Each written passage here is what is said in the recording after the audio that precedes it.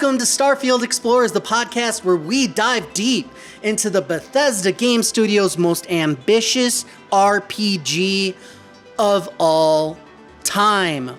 I am your host, Antonio, aka Hypecaster. You can find me and the rest of the team at megadads.org or Megadads on YouTube. I'm joined by my co-pilot and best bud, the illustrious Clay Howard. Say hi to the people, Clay.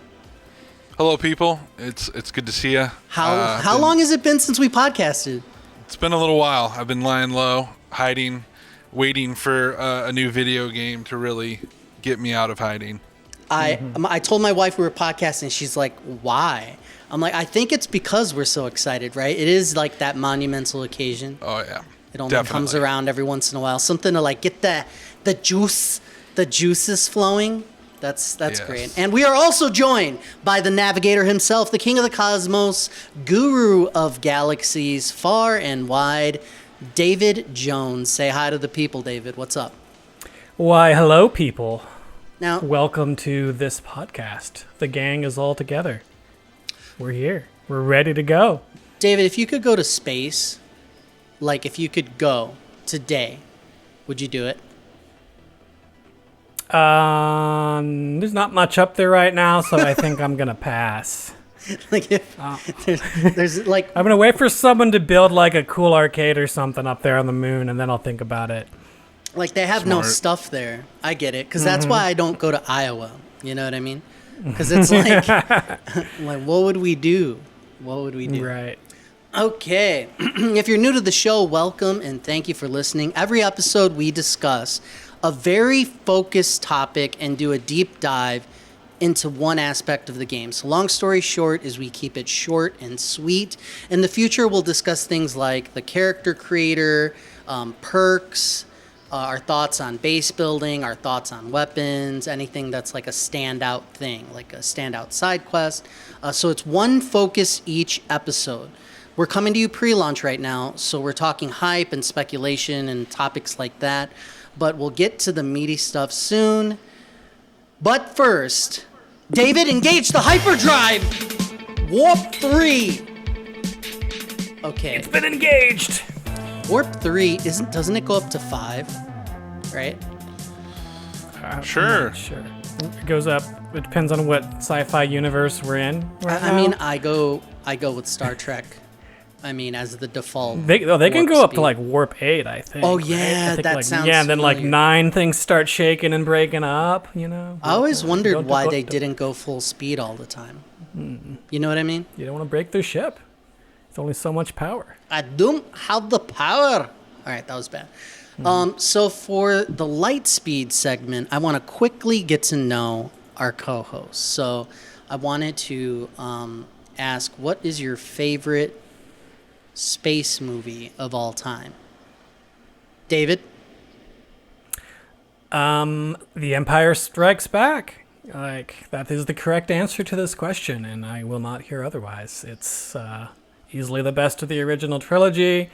It's got everything. It's got tauntauns. It's got snow combat. It's got Imperial walkers, Darth Vader, Luke Skywalker, climactic fight.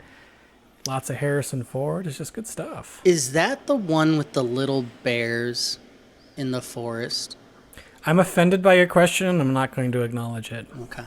I mean, it's the right answer, but it's also the boring answer, and you know it. Yep. Clay, surprise me. Mm-hmm. Best space movie. Best space movie, in my opinion, is Interstellar. That movie literally blew my mind. That's the only way I can explain it. It was a movie that I was thinking about for the 7 days that followed when I left that theater. The totality of it, the way they address time travel and space travel and life and all of that. Oh man, it's so heavy. It's so well done and gives me goosebumps. The soundtrack is one of the best. And yeah, it made me love space just that much more.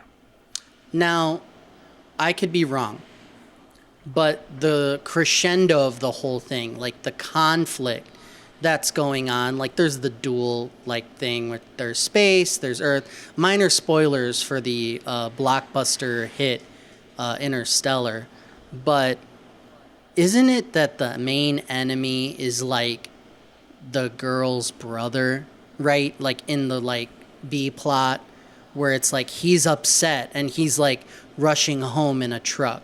Do you remember that part? Yeah, I And- don't think he's the main enemy, Well, though. That's kind of a If juvenile way of putting it. if you recall the B plot, that's like the conflict, and that's like it's like ramping up. The music's going. It's like, he's coming. He's coming. The brother's coming. And then she goes up and hugs him, and then the music changes, and it's kind of over.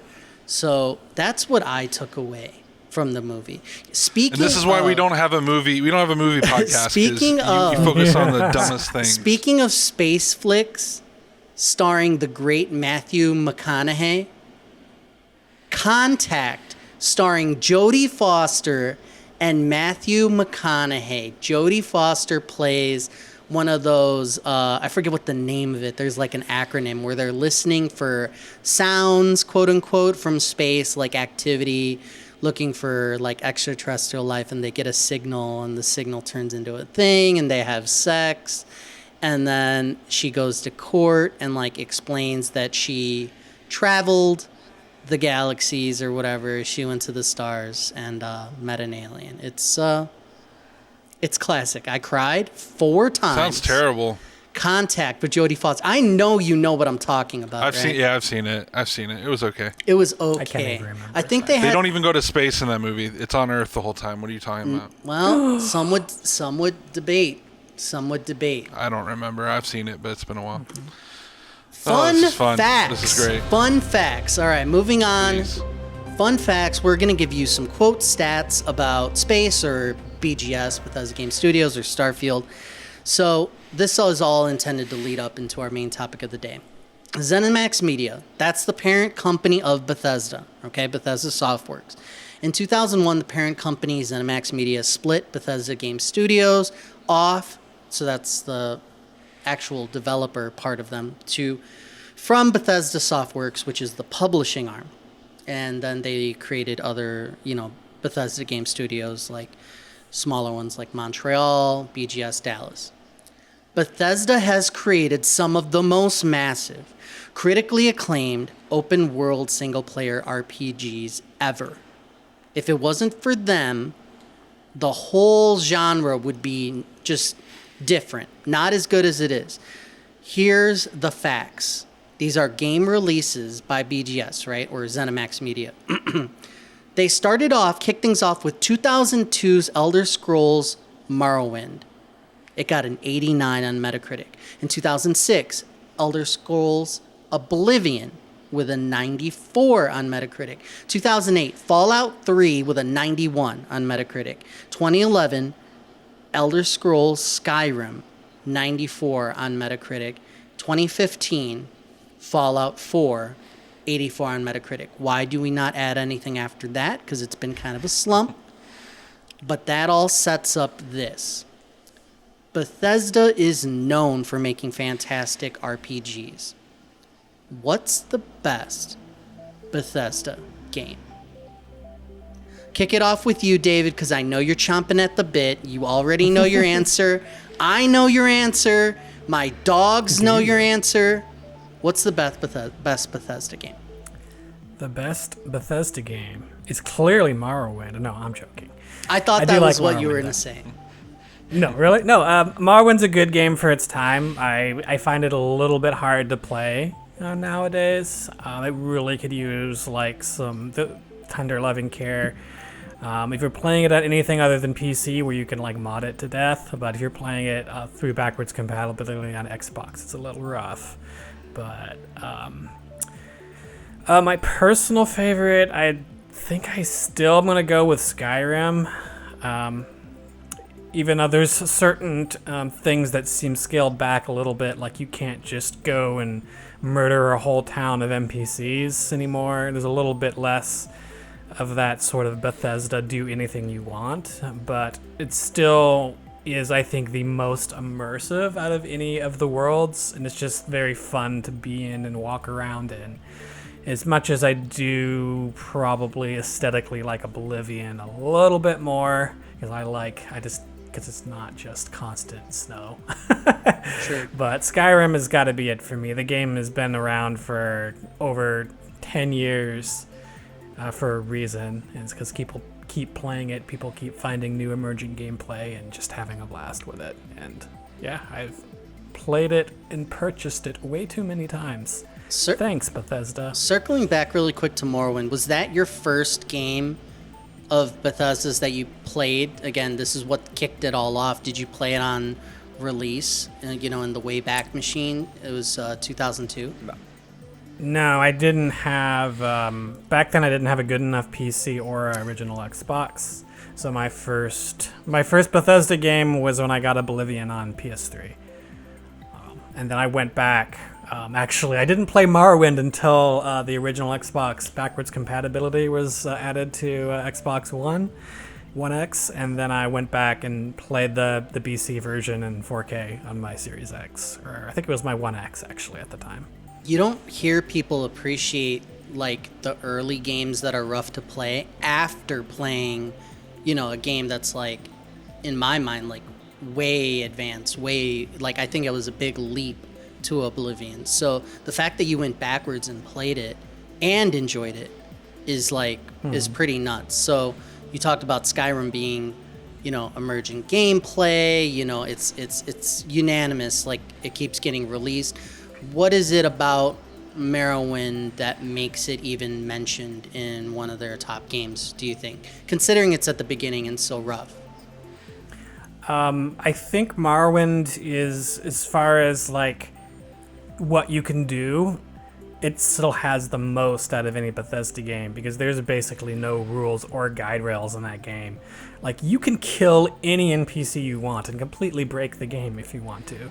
And that sort of complete and utter freedom is sort of like the peak of Bethesda. I think it's just the menus need work, the saving needs work. There's a lot of just random little things that make it a little bit hard. The combat is really rough at first, because like a freaking like worm can kill you, but it's still, I think a lot of people still to this day think it's the best Bethesda game because of the amount of things that you can do and the amount of freedom that you have that wasn't carried over to the more mainstream games where they're like, people are going to be mad if they break their save file. Maybe we shouldn't let them do that. But it loses a little bit of charm by doing that at the same time. Keeping like the idea, because I've been thinking about this a lot, of what makes it great, what makes that Bethesda magic or whatever you want to call it. You mentioning freedom to do anything, like, kill any NPC and all that. I didn't think of that. So I'm writing it down as a thing to maybe talk about later, but now that you say it, yes, 100%. Clayton, pushing it over to you, and I want a good answer. The best Bethesda game. All right. Well, the correct answer is Skyrim, but that's not my answer. I'm going to go with Fallout 4 being my favorite. I don't know. The Fallout games just, I think they appeal to me a little bit more. They they fit me. I get them. My first proper Bethesda game was Fallout 3, which I think is also a classic. I just think there's a few things in Fallout 4 that they have improved on enough to maybe push it ahead of Fallout 3. Combat being one of them. Obviously, graphics are going to be better and all that. I don't know. Not that I want to argue with what David just said, but this whole like freedom to do whatever you want and break the game thing, I don't really see as much value in that. Obviously, it's good to be able to go out and do what you want and be free and create chaos and all that, but I don't see the value in that as much. But I do think that Skyrim is a pretty solid, polished game, and maybe there were times with Fallout 4 it maybe wasn't as polished, but regardless, I think that Fallout 4 had a great theme going, had a good vibe. You felt it, you understood it. I thought the storyline was really good. Some people might disagree with that. I actually thought it was a nice twist toward the end, and I enjoyed it. It was something that sucked me in from the beginning, and I don't know how many hours I put into that game, but I don't go back to it as much as Skyrim, but I'm going to stick with Fallout 4. So, Fallout 4, if I had to pick something that I enjoyed, was, and this is maybe a minor thing to other people, was as you turned up the difficulty, how much of the game would change. Like if you were playing on normal and then you were playing on a harder difficulty, different enemies would come out with different equipment, and then as a reward for the challenge, they would drop different armor and weapons. And when I started to do that and I figured out that it was scaling like that, I put the difficulty up and was getting weapons and perks on those weapons that were way different, and I was finding some things that I hadn't seen in the game before. So that was really good. I think visually too, although Fallout 3 was great, Fallout 4 just visually was just at the time, and then they've done like visual patches, and I think they did like a HD version later, all that stuff, mods. Like there's a lot of mods. When they did the Bethesda garage thingy where they took all the mods that people were making in the community, officially supported them, putting them on the menu and saying, okay, go download all of your mods, place them in the load order, and do that from console. It was like huge because I was playing, I played on both, but primarily on Xbox consoles, so it was very interesting. I was not expecting that answer. I really wasn't. So the games that we talked about, the good ones, the bad ones, for me, I have to say Elder Scrolls Oblivion. The moment that you come out of the sewers and you see the sky and you hear the music and you like the brush of the wind and just the scale, you see like the city, Imperial City, and just walking up to it and everything is just, it was fantastic. As soon as I got out, I was like, wow, this looks beautiful. I think one of the things that contributes to me falling in love with it so hard was it was one of my first experiences with HD. I believe it would have been 720 at the time. I'm not sure, or 1080. Oh yeah, it was 720 at highest, if not lower. My parents had gotten a TV. They brought it home. They won it or something like that, and it was like sitting on the floor, and they weren't using it. They had literally just brought it home. They won it in a raffle or something like that. So I pull over, the Xbox, was it 360, whatever it was, and I plug it in, turn it on, and it was magic. I remember the moment for the rest of my life. And I just saw the blades of grass move. It was mind-blowing. And the second thing that happened, that when I came out of the sewers, is I accidentally did the summoning of the skeleton. All of a sudden, I summon a skeleton companion with the conjuration spell. And it was standing there looking at me, like animating very well. And the sound like talking, and it was just like, oh my god, this is so amazing. And it felt almost endless, and it's got to be my favorite for atmosphere. If the combat was better, I probably would have, it'd probably be literally one of my top games of all time. Right. It was just that deep.